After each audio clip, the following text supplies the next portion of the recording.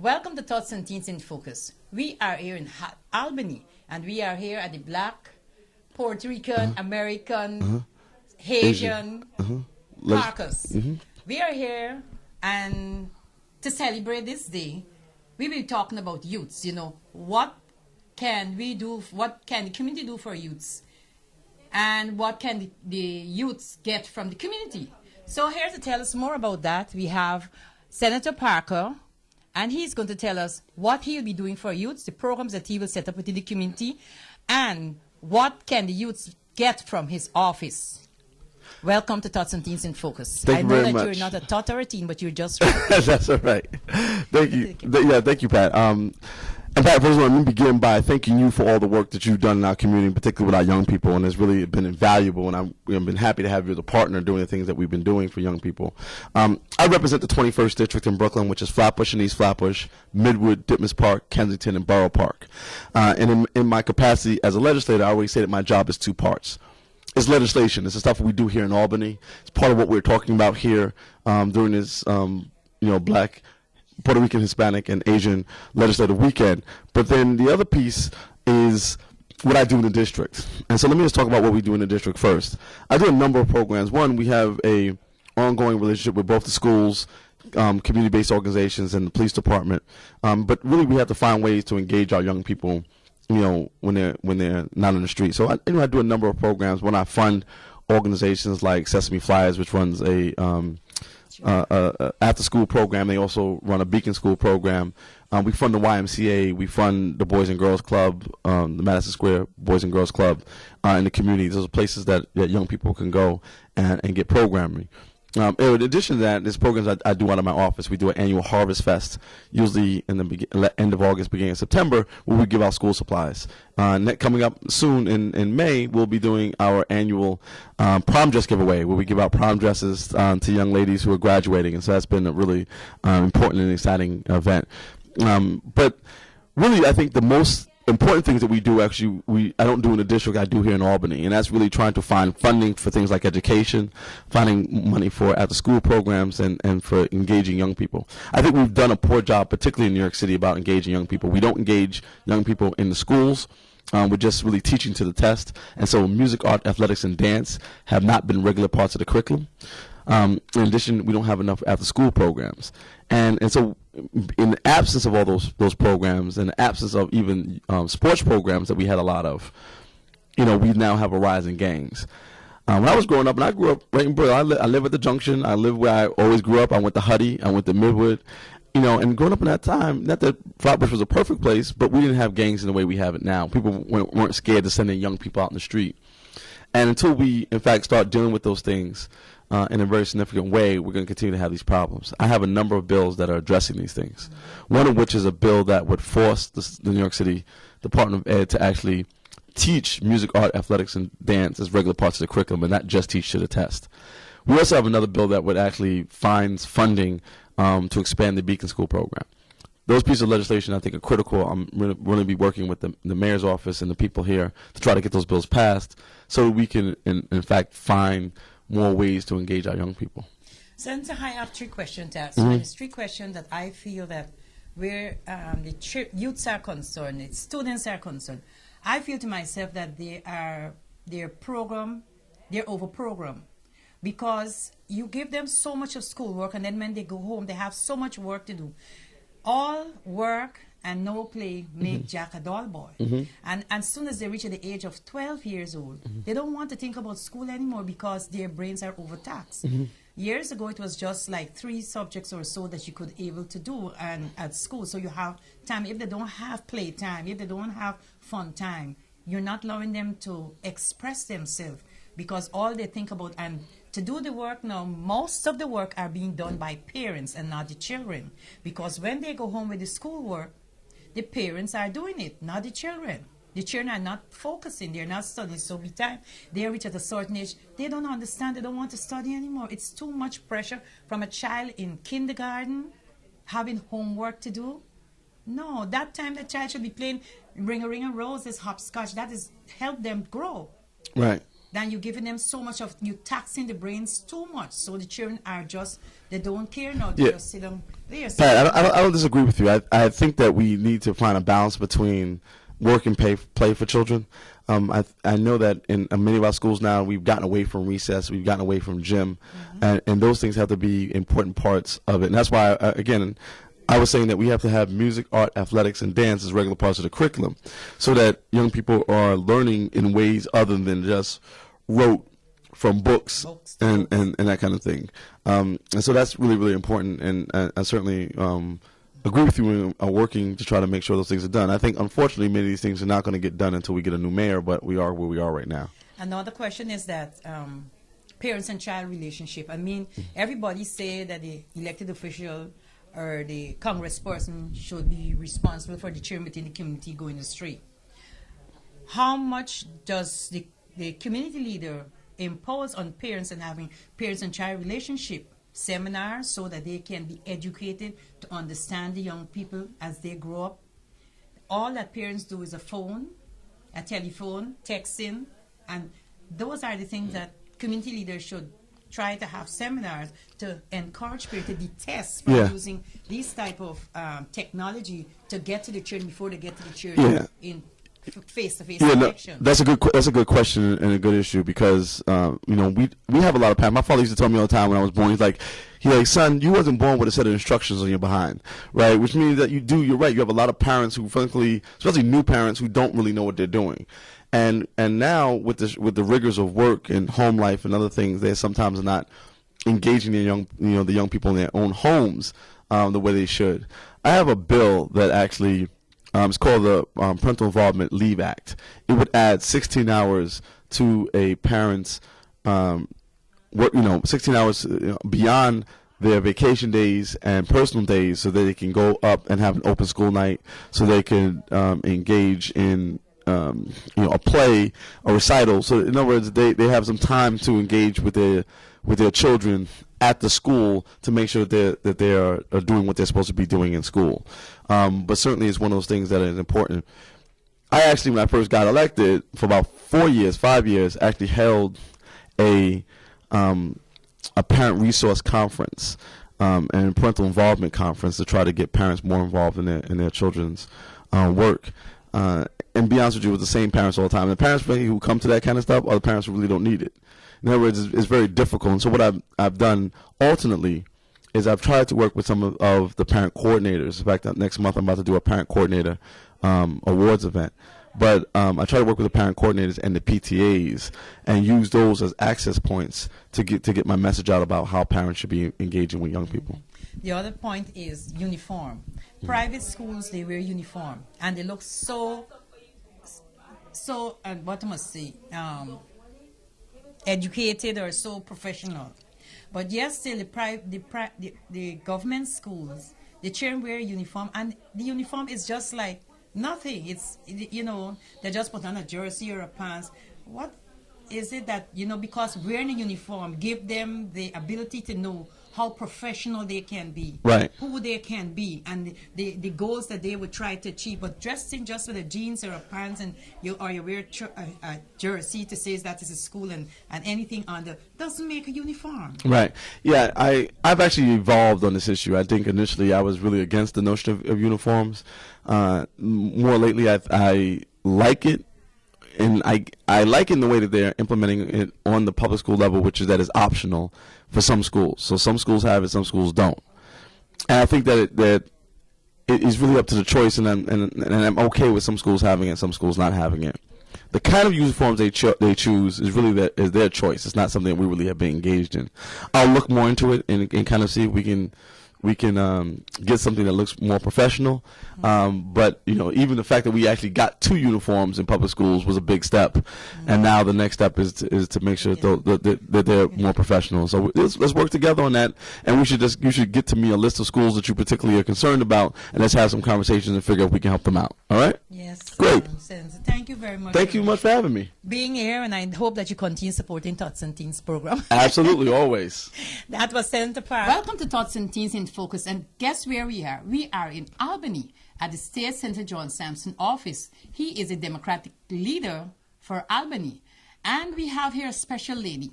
She is Mercedes Narcisse. Mercedes has been working within the community for some time now, and she is a leader within the community. She works with young people, the elderly, and everyone that you could think about. We will be talking with her. She will tell us what she's doing, and she will tell us her opportunities and her... Mercedes, welcome to Tots and Teens. Hi, good afternoon, Ms. Trim, and I thank you from the bottom of my heart for giving me the opportunity to talk about what I'm doing in the district. Ms. Trim, for all we know, we've been working a lot in the aspect of the children and different things in school. The after-school program, which I always commend you on all the work that you've been doing in the children and after-school program. One of the things that, you know, I'm very passionate and dear to my heart is children. I have 5 beautiful children, 4 biological and 1 adopted recently. For me, when you have children in after school and that going all over the place, that in the corner and not concentrated in school and not engaged in the after school program, you know what happened.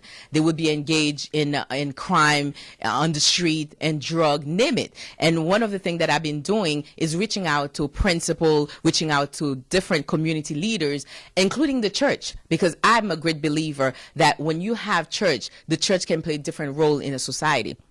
And one of the things, the children are coming to church, a lot of them coming to church with their parents. So we can have the church be part of the group and make sure that those kids in after-school program stay in the after-school program, not run during the street, and have good computer system for them. And those is children and families first. And right now, my focus is make sure that our kids are well educated. And another thing that bothers me a lot is the job. It's been a big problem in our community. You have the 1 out of 5 from 19 to 25. Those are unemployed. And this is not supposed to happen in our community. That's another way of having crime in our street. So if we can have like people like Apple, computer, and because our kids are using iPhone, and we need to get those people accountable to come to our community and invest and offer them good program that they can support in our district. Another way of doing it is small business. I am a business leader, and I am the president of Avenue L Merchant Association. One of the things I realized, small business doesn't have the resources that they need to strengthen them, to keep them open so they can employ, because most of those kids that they employ in the community by small business. So it is imperative for us to keep our small business, because we keep saying the rhetoric, small business is the backbone of a community. Now we have to stand and we have to provide resources that small business need to stay focused and engage with the community and provide job for our young. Boy, she's giving it all in a nutshell. But my question to you, I know you talk about the children, about the children within the community. Sometimes we are tending to believe that the leaders of the community should be responsible for the children, but are we focusing on the parents and child relationship? Oh, yes. Are the parents taking the responsibility to see that their children take their education? We cannot blame the community leader. How much can they do? They are just community leaders to make sure that our community get the necessities, entertainment or environmental care that it's supposed to be. Where does the parents stand? If parents are working 2-3 jobs, if parents are just handing a child a key, if children only know to come home with a key and open the door and to stay in the house and to look at TV, you cannot blame the community leader. The community leader should not, and I repeat, should not be responsible for parents' responsibility if the parents fail to take their responsibility where the children are concerned. Thank you. This is a very important area you target and you're talking about. You're preaching to the choir, because I'm a mother of 5, and my kids, to tell you honestly, I'm all in agreement. And that's one thing that I promise, and I keep talking about it even to my team. That's one thing I'm going to continue doing, is working with the parents, because I know the importance of parents being engaged in the children's education. Because you cannot, like you said, I'm in total agreement with that. You cannot give kids keys. I know some parents are forced to give the children keys, but at the same time, you're supposed to check on that. You're supposed to have, that's what we said, it takes a village to raise a child. So now the village is, you have to know, even though you have to go to work, what is the next door neighbor doing? the next neighbor is around, how many calls you can make, and how old the child is before you leave the child home, and if the child is responsible enough. Like in my case, I'm always making sure that my kids go after school program until they're a certain age when they reach high school, and by then I educate my children enough not to do that. We thank you for this time and this moment of sharing your views and your thoughts, and giving us more information on your stretch for the community. I like that, but most of all, we need the community leaders to have more parents and child relationship seminar. That's so what I parents and promise. child That's what I can have promise. that. I'm all for that. Parents should be more engaged in children education and work together with the churches as well, because we need the clergies to be involved as well. Okay, Thank you very much. That was God Mercedes bless. Narcisse, who gives her views of the community. Yeah. When you edited, Do it back for me. I wasn't recording. do it again. Do it again. Hold on. Welcome to Tots and Teens. I'm here at the State Senator John Sampson office, and we're having, this is the Black and Puerto Rican caucus, and we have a very fine young man here, a youth man. He's neither a tot nor a teen, but he's going to give us give the young people his message and what message he would like to say to Senator Sampson. Well, again, first of all, I just want to say, thank you, Mr. Sampson, for having us here. And I'm from Albany, New York, and I just really think the world of him, because he's a great guy that really is a straight shooter. And if I was to give anything to the youth, be it in Brooklyn, be it in Albany, be it down in Mississippi, is that this is the fight of your life, and that you have to really go out there and fight for what you want. It's not going to be given to you, but you can get it if you believe in it. And I just thank God for people like Senator Sampson that are out there fighting for us, and that we can look, a young man like me can look up to him and see that one day I could be a senator, I could be an assemblyman. Here And comes I thank our God. new senator. And what would be your message for our young people? Again, this is the fight of your life, that you have to really reach for the stars. You have to really go out there and keep going, and do not give up your integrity. Do not let your integrity be compromised. Be somebody, and don't forget that you have to know yourself before you can do anything else. And I just really appreciate this opportunity to talk to you guys today. Thank you. I just really appreciate this opportunity to talk to you guys today. Thank you very much. Good afternoon. My name is Loretta Pollard. I'm from Queens Village area, but I support my sister because she's from the Brooklyn, East New York section. I've seen Senator Sampson on several occasions. I think he's doing a fantastic job. But still, I need the youth to be empowered. We have too many young kids that are joining together and trying to follow each other. They need to be more positive with themselves. We need to see the senators more. We need to see people that the kids can look up to and be able to acknowledge and know that they can do the same or even better. But with all of that, they need an education. I know that. But I'm only saying that we need to focus on the future. They are the politicians of the future. They are the voters of the future. And we need to just concentrate on knowing that those that have been there, that have set the path, can give a way of leading the way to give the youth a chance to demonstrate what they can do for we the people. Thank you very much. And I'll ask you a question. I know you said that the senators and the elected officials should make a way. What about the parents' responsibility of taking care of their children from kindergarten to university? Well, that's true. It's a good question you're asking. But remember, in each family, we don't know, but in each family, yeah, they are the first set of teachers that the kids see, that each child see, and they should set the greatest example, and that the kids must pursue the highest achievement they can, and they must always be there for them. Right now, we don't have parents. We have parents that are becoming parents too young. They are babies themselves. They can't manage. So what happened? It falls right back on the grandparents to be able to take care of them and the grandkids. So it's a lot that we have to do, but still yet, we know that they know better, and if you know better, you do better. So the parents of today need to know that the place for them is to encourage. We don't want death. We don't want what's happening over and over, the killing and everything. We don't want to see that. We always think that people are going to die when they're old, but now the young are dying. And we really, So I just want to thank God for each and every one And I hope that y'all will continue to doing the job y'all are doing because it's wonderful. Be blessed. Thank you very much.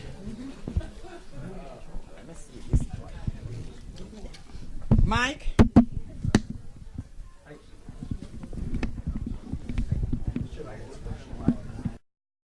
So I just want to thank God for each and every one. Thank And I you hope very that y'all will much. continue to doing the job y'all are doing because it's wonderful. Be blessed. Thank you very much.